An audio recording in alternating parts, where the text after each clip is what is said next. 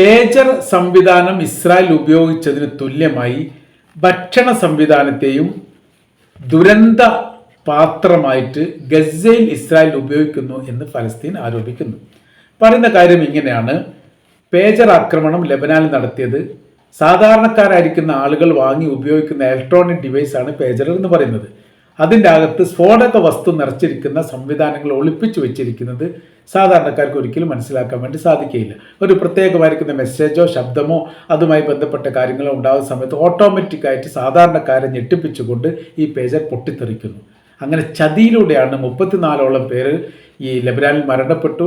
അതോടനുബന്ധിച്ച് 200-ലധികം പേർക്ക് പരിക്കേറ്റിരിക്കുന്ന വിവരങ്ങളൊക്കെ പുറത്തു വന്നു. ഇതൊരു പേജർ ദുരന്ത ആക്രമണമായിരുന്നു. അപ്രതീക്ഷിതമായ രീതിയിൽ ഒരു ചതി ചെയ്തതാണ് ഇസ്രായേൽ. സമാനമായിരിക്കുന്ന സ്ഥിതിയാണ് ഇപ്പോൾ ഭക്ഷണവുമായിട്ട് ബന്ധപ്പെട്ട് ഗസയിൽ അവർ നടത്തിയിരിക്കുന്നത്. UN സഭയുടെ നേതൃത്വത്തിലാണ് ഭക്ഷണ വിതരണം ഉണ്ടായിരുന്നത്. അത് അവരെ തടഞ്ഞുകൊണ്ട് ഇപ്പോൾ ഈ ഇസ്രായേൽ ചെയ്തിരിക്കുന്നത്, അവിടെ ഗസ ഹ്യൂമാനിറ്റേറിയൻ ഈ ഫൗണ്ടേഷൻ എന്ന് പറഞ്ഞിട്ട് ഒരു സംഘടനയാണ് ഇത് ഏൽപ്പിച്ചത്. അതാണെങ്കിൽ പൂർണ്ണമായ രീതിയിൽ ഇസ്രായേലിൻ്റെ